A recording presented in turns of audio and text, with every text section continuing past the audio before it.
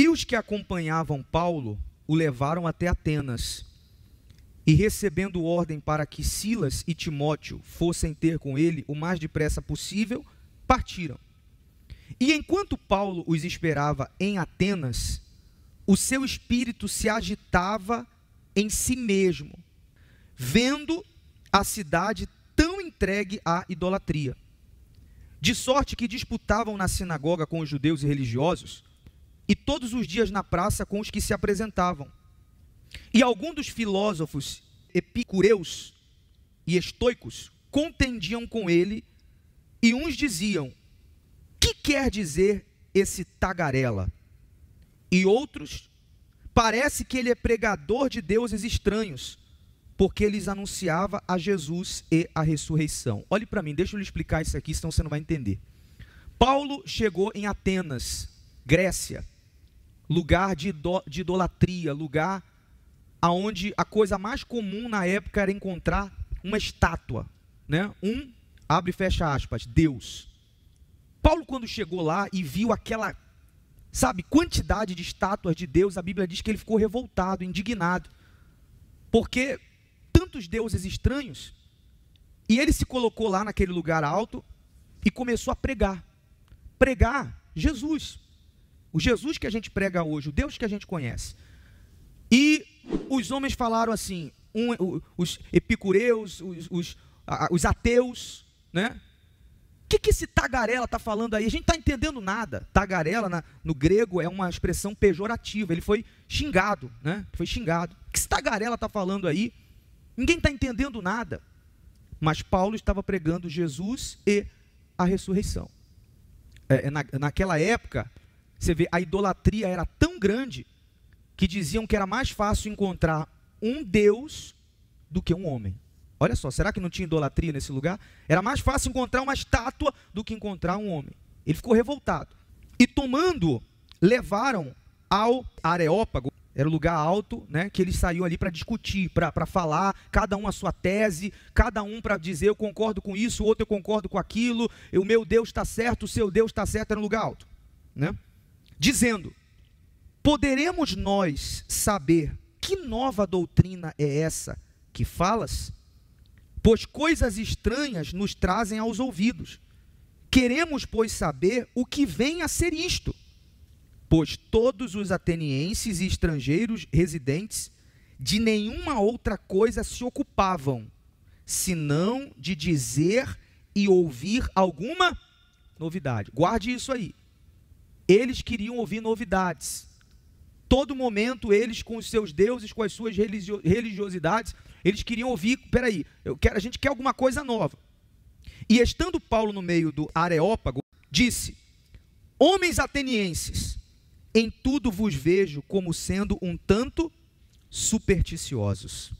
Porque passando eu e vendo os vossos santuários, achei também um altar em que estava escrito, o quê? Ao Deus desconhecido. Esse, pois, que vós honrais, não conhecendo, é o que eu vos anuncio. Então, preste atenção. Então, cada um desses lugares onde tinha um Deus, eles levantavam um altar. E esses altares, eles colocavam a cara de um Deus, a imagem de um Deus. E tinha um altar lá, escrito assim, ao Deus desconhecido.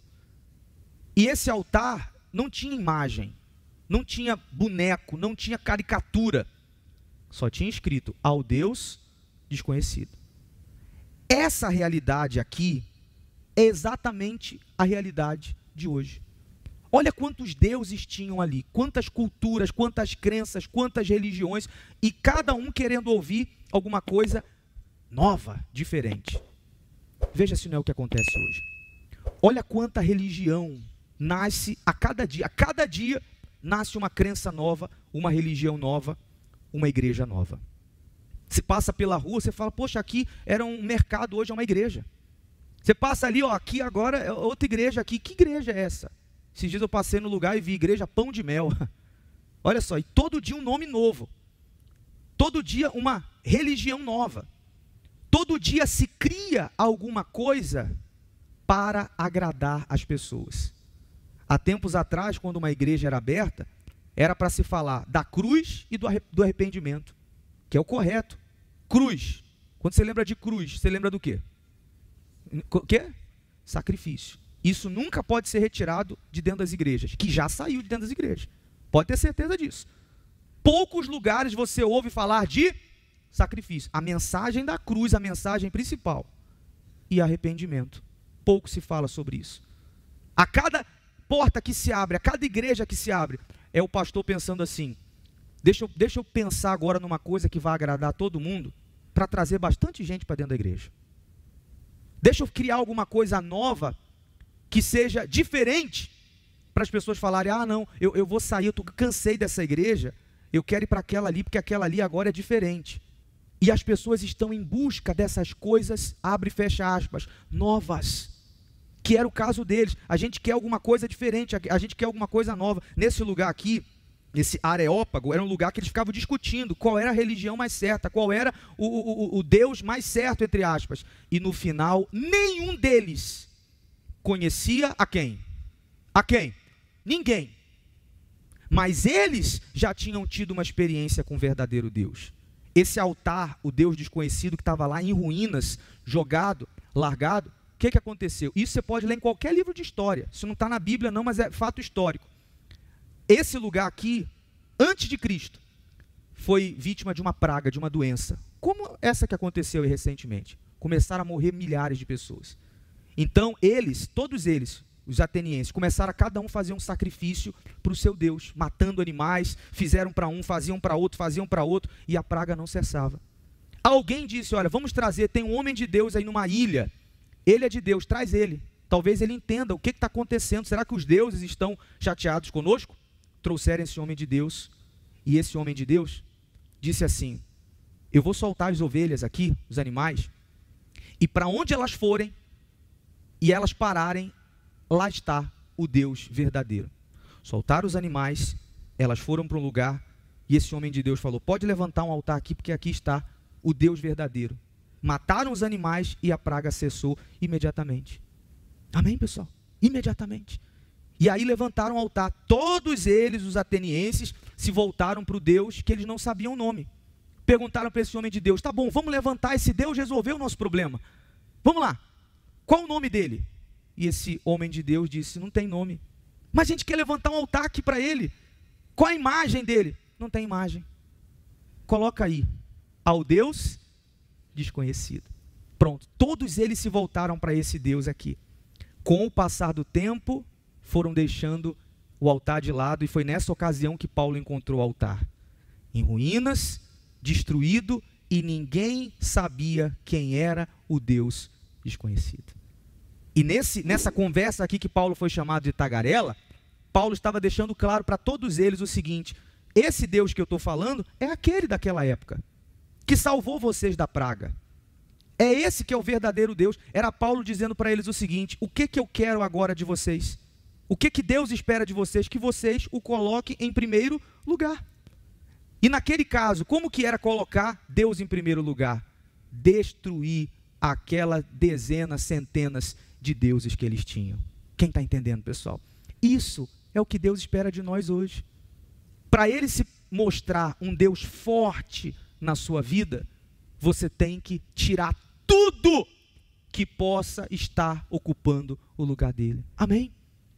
O que Deus espera hoje do seu povo? Que as pessoas o coloquem em primeiro lugar.